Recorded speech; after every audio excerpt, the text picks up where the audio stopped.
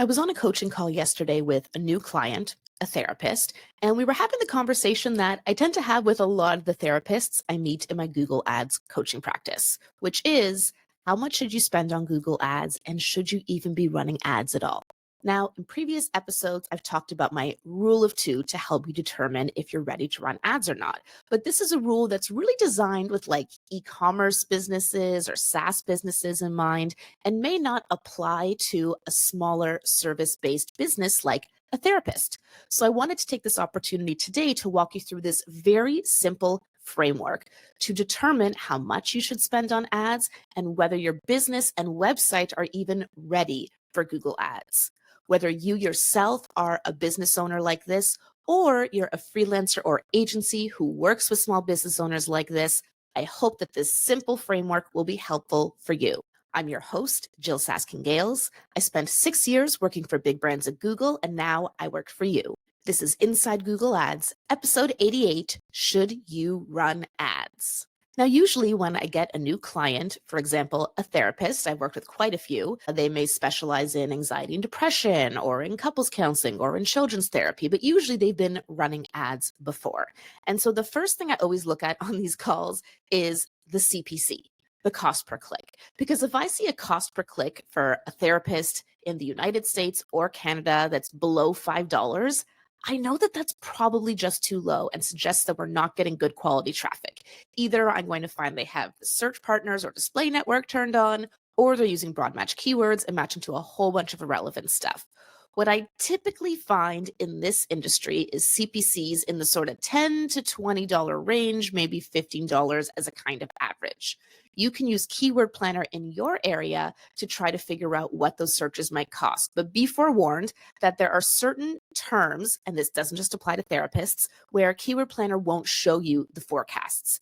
I found this has been an issue in like healthcare and mental health, but you might find it in other industries too, that Keyword Planner will just say, nope, can't show you the forecast for that. You haven't done anything wrong. It's just for whatever reason, whether it's privacy or policy, Google just won't show you the forecast. So if in doubt, if you are a therapist, I would expect kind of $10 to $15. If you work in a different industry and Keyword Planner is just not showing you what you need to know, then I recommend looking up a similar industry or trying a simpler version of your keywords, maybe just one or two words rather than the full 3 or 4 words, to try to get an approximation of what to expect.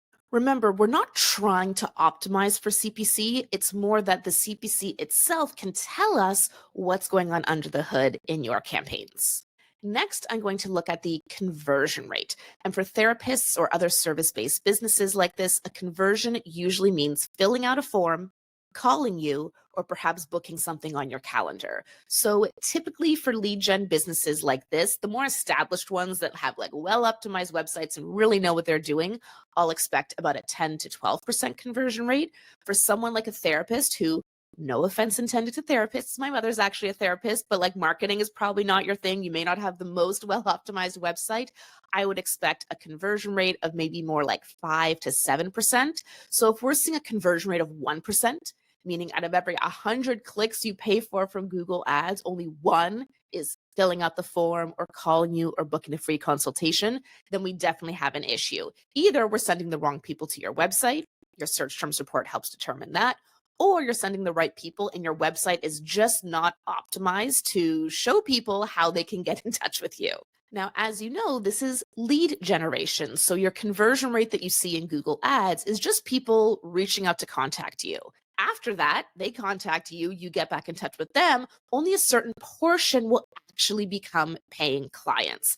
And this is the really important part of Google Ads optimization that has nothing to do with Google Ads. Like if you're able to take 80% of the leads you get from Google Ads and convert them into paying clients, your Google Ads will be way more profitable than if only 20% of the people who contact you end up being paying clients. So while of course Google Ads can influence that if you're getting low quality leads or the wrong kind of leads, usually that's more of a sales issue. If you as the business owner or your team is doing a good enough job of taking those people who are interested enough to give you their contact information, think about that in this day and age, that's very interested, and then actually convert them to opening up their wallets and paying you for your service. So whether this is in your Google Ads account or a client's Google Ads account, I want you to look at these three things: the average CPC, look at the last 30 days when in doubt, the conversion rate, and then outside of Google Ads, you may need to go through your email inbox or something to calculate it, what percentage of your leads actually become paying clients. If it's too difficult to determine that from Google Ads versus other sources, feel free to use an overall actual conversion rate for your business. And then once you have these three numbers, now we can use my framework to determine how much you might need to spend on ads and whether you should run ads at all. For this example, we're going to say that the average CPC for this therapist is $10 per click, that they have a conversion rate of 6%. So out of every 100 people who click on their Google search ads, 6 of them contact them in some way, and that they have an actual conversion rate of 50%, meaning of those 6 people who reach out, 3 end up becoming clients. The first thing I want you to do is take your average CPC and multiply it by 100. Why? Because it's just easier for our rational brains to think about things in terms of 100 clicks rather than abstract numbers. So for this example, 100 clicks times $10 CPC is $1,000. So what can you expect to get for $1,000? Your results may vary depending on what your average CPC is. Next, we're going to take that conversion rate and turn it from a percentage into a real number. So in this example, we have a 6% conversion rate. That means 6 out of every 100 people contacts you. So in our example, we have spent $1,000 and we've gotten 6 leads. Third, we're going to take that actual conversion rate and turn it into a real number. So in this example, our actual conversion rate from lead to paying customer is 50%. We know that we have 6 leads, so 50% of 6 is 3. That means we got 3 paying customers. And now you're ready for the final step. You spent $1,000, you got 3 paying customers, so $1,000 divided by 3 equals $333. That number is what fancy tech people might call your CAC, your customer acquisition cost. In plain English, it's just how much does it cost you to get a customer from Google Ads. Not a CPA, not a lead, like an actual paying customer. And we do that by taking the amount you spent on Google Ads and dividing it by the number of real customers you got at the end of the day. So in this example, this therapist has a $333 cost to get a customer. Is that good? Is that bad? Remember, metrics are morally neutral. There's no good or bad numbers, just what they are today and what you want them to be tomorrow. If you are a therapist who charges $50 an hour, then $330 would probably be way too expensive for you. If you are a therapist who charges $250 an hour, then you know what? You just need someone to book 2 sessions and boom, you're in the money. But now that you're working with a real business number, $333 per customer, rather than some kind of made up Google Ads number, like a $166 CPA, you can determine if ads make sense for your business or what changes might need to happen to make ads make sense for your business. Let's assume that $333 is too expensive. Okay, now we have a real life number to work with. What would we want it to be? Maybe you charge $200 per hour and you want to break even on that first paid hour. Power to you. That means we need to get your $333 down to $200. How do we do that? Well, you have the 3 levers we've talked about: CPC, conversion rate, and actual conversion rate. So let's take them one by one. If you want to get your cost to acquire a customer down, the first step is to pay less for that initial click. How do you get your CPC down? By improving your quality score, by just bidding less, though that could backfire to have lower converting clicks, or perhaps figuring out other ways to reach your target customers, like a demand gen campaign rather than only search, where your CPCs will be much lower, your conversion rate will also be lower, but it may net out to a better customer acquisition cost for you. If you are a therapist operating in the US or Canada, I wouldn't expect your CPCs to get much lower than maybe like $8 as a floor. There may be exceptions, but if your CPC is already $8 to $10, this is probably not the place to try to work on optimizing, because that's already quite low in my experience. Again, if you're not sure what that should be in your industry, Keyword Planner is a great place to start to see like, does it even seem realistic for my CPCs to get lower than this? The next place we can look to try to get your customer acquisition costs down is that conversion rate, improving the conversion rate. In this example, 6% of people who click on the Google ads are converting. What if we could get that to 8%? or 10%? How might we do that? And there's two parts to that equation. One is, are we getting the right people to our website? For a search campaign, you determine that by looking at your search terms and ensuring they're relevant. And then the second part of that is, once they get to the website, what do they see there? And is that actually helping them convert? That's usually a combination of like your offer itself. What is it that you do? How are you communicating that? The text on the page. And then the other part of that is what some people call conversion rate optimization. Like, is your website load quickly? Is it easy to click your call to action button and get in contact with you? Like, is it the right person and the right messaging, but just your website sucks and that's why you're losing them? Or is it the right person, but then your messaging is terrible? It just says, welcome, try our therapy. Like, that's not really going to get me to want to convert. So remember to look at both sides of that equation, the in Google Ads part to improve your conversion rate and the outside of Google Ads part to improve your conversion rate.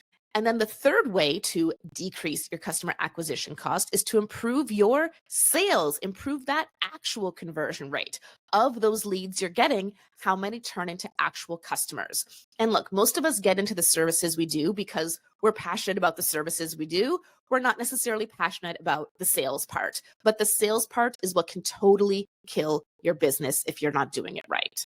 I'll use my business as an example. I didn't even have a CRM in my business, customer relationship management software, until I'd been in business for, about like 3.5 years. Literally, people would reach out to me all the time. They'd be in my inbox. I'd reply, I'd archive it. And then if I never heard from them again, I just never heard from them again. There were so many missed opportunities there. So I use Copper. And by implementing the system, now every time a lead comes in, whether they email me, fill out my contact form, DM me on LinkedIn, it goes into that software. And I can keep track of like, oh, this person reached out to me because I'm not doing any cold outbound. They reached out to me. They wanted my help. I responded. It's been 2 weeks and I haven't heard back from them. Why don't I follow up with them again? And by doing that, I've made so many more sales in my business just through this simple act of following up. Another common challenge I see, especially in the home services space, is someone is a really great plumber or a really great contractor, but not a really great salesperson necessarily. So they'll get these calls and they won't answer the call right away because they're busy. But then by the time they answer it the next day, oh, that person's already gone to a competitor. Or maybe they call and say, hey, is this Joe's Plumbing? And you're like, no, this is Susan's Plumbing. Okay, bye. Instead of saying, no, this is Susan's Plumbing, but like, what can I help you with? Right? So really using every opportunity. You've paid for those leads. Do everything in your power to see if you can help that person and turn them into a paying customer. That is sales. In this example, with a 50% actual conversion rate, if we were able to increase that to just 70% actual conversion rate, that would mean that instead of 6 leads turning into 3 customers, that those 6 leads turn into 4 customers. So rather than dividing the $1,000 that we spent on ads across just 3 people, we can now divide that $1,000 across 4 people, which means our new cost to acquire a customer is $250. That's a huge improvement from $333 just by doing something not at all related to Google Ads, but increasing our sales skills to go from a 50% conversion from lead to customer to 70% conversion from lead to customer. If you are a Google Ads practitioner who manages ads for someone, it's not your own business, I know it's really tempting and often all we can see to just focus on the CPC and the CVR. But if you've never had a conversation with your client about that final piece, that actual conversion rate, please have that conversation. Share this episode with them if you think it'll be a good conversation starter. What they do in their business is, in my opinion, more important than what you're doing in the Google Ads account to determine whether or not ads will be profitable for them. Now, I promise that in addition to giving you this framework and explaining it thoroughly, I would also tell you how to use it to determine how much to spend on ads. My general rule of thumb is that you want to spend enough to get at least 10 clicks per day. So if your average CPC is $10, that means $100 a day. Now, if you are a small business owner, you may say $100 a day. That's $3,000 a month. There's no way I can spend that. Okay, fair enough, but it means it's going to take the system probably a lot longer to learn what works for your business. In this example here, spending $1,000 a month, that works out to about $33 average daily budget. So with $10 CPCs, you're only going to be getting about 3 clicks a day. If you want the Google Ads targeting algorithms and bidding algorithms to drive good, sustainable results for your business, and you're only getting 3 clicks a day, then your conversion rate better be at least 10%, if not higher. A 10% conversion rate would mean that on average, you're getting a lead every 3 to 4 days, and that in the course of 30 days, you're going to get about 10 conversions. So it's far below the threshold of 30 and 30 we look for, but assuming this is an always on campaign, after a couple of months, you should have enough data to move on to target CPA bidding to stabilize your results. Whereas if you have a 6% conversion rate, like in this example, which is a totally respectable conversion rate, by the way, but you're only spending about $30 a day, meaning you're only getting about 3 clicks a day, then by the end of the month, you're only going to have about 6 conversions. It's going to take like half a year for your campaign to have enough data to be able to learn what works for your business, what doesn't, and to move on to target CPA bidding, which is always our ultimate goal, moving on to a target-based bid strategy. More on that in episode 86. If you missed it, that's 2 episodes before this one. So if you can't afford enough budget for 10 clicks a day, that's okay, but then just keep in mind it could take a lot longer for your campaigns to see results. So you're going to have to be a lot more patient in spending your smaller budget over 3, 4, 5 months until you potentially do see those results. And remember, I'm just talking about the ad spend here. If you also are then paying someone to run your ads, well, first of all, if you're planning to only spend $1,000 a month on the ads, you probably can't afford a qualified person to run your ads. But if you are paying someone to run your ads, you need to also factor that into your customer acquisition cost. Like in this example, let's say that you're spending $1,000 a month on ads and paying someone $200 a month to manage it. That's a real number I heard from a client. In my opinion, way too low. And well, there's a reason they reached out to me for coaching rather than relying on the person they're paying. But anyway, that means your actual spend is $1,200 total. And you would then want to divide 1,200 by your number of customers to figure out your real customer acquisition cost. So should you run ads for your business? Maybe, maybe not. There might be some things you need to get into order so that you can set up Google Ads to be as effective as possible. And if you can't afford to hire someone to manage your ads for you, that's exactly why I offer Google Ads coaching.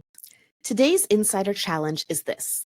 Let's say you have a client you've been working with for some time, a small business owner, and you just have not been able to get good results for them no matter what you try. After looking at this framework today, analyzing their CPC, conversion rate, and actual conversion rate, you look at their CAC and you now know what the issue is. The customer acquisition cost you're getting is about 3 times what the business owner would need in order for ads to be profitable. What do you do? How do you communicate this to the client? Do you try to solve the problem? Do you maybe try to fire them as a client? This is a communication challenge as well as a Google Ads skills challenge, so I hope it's an extra helpful one for you this week. Last episode's challenge was this. Let's say that you're running a Performance Max campaign and the ROAS is terrible, 0.14 ROAS, but the real life business results that you're seeing from the products in this campaign are really good. You're seeing a huge jump in sales that honestly can't be attributed to anything you've done differently other than run this PMax campaign. What do? Do you keep the Performance Max campaign running or turn it off? This is actually a real life challenge that's happening in real time right now. In a recent issue of my newsletter, The Insider, you can find the link to sign up in the episode description. I shared this case study of my client who's an e-commerce business owner who's running a PMax campaign that looks terrible in platform, but in real life actually seems to be performing well. So here's a little update for you, because in the newsletter, I shared the July results. In August, PMax continued to look terrible in platform. I think it said it drove 1 sale the entire month. And real life sales weren't as good as they were in July, but were still much better than that. If we can assume most of them were PMax influenced, then maybe the PMax broke even. Now, I'm recording this right now in mid-September, and wow, we have seen a huge change this month. For the first 2 weeks in September, the PMax campaign is saying that it drove 5 purchases, which is more than July and August combined. So now this PMax campaign that went live at the end of June, we're kind of 2.5 months later. And finally, over the last 2 weeks, we have a profitable ROAS. The in-platform ROAS for this PMax campaign for the last 2 weeks is 2.86. Huge difference. And of course, when we look in Google Analytics, we see even more sales on these specific SKUs that are not being attributed to Google Ads, but the business owner isn't promoting them anywhere else and they weren't selling that well before. It just goes to show that when you have a smaller budget and little to no data to work with, it can take these AI powered campaign types a long time to ramp up. I'm really excited about what we're seeing from this PMAX campaign now. I'm really glad that my client suggested this and had the budget and patience to wait and give the campaign time to learn. And I'll be sure to come back and give you an update in another couple of weeks or months to see how this continues to grow and thrive in the coming months. I'll be honest, if it were my own money and I was spending it for 2 months and seeing less than zero point 0.2 ROAS, I don't know if I would have kept it on or not. So I'm curious, what do you think? Would you have kept this running if the in platform results look terrible, but in your business overall, you're seeing good sales? My client did, and now we're finally getting to see the fruits of that labor. I'm Jyll Saskin Gales, and I'll see you next time inside Google Ads.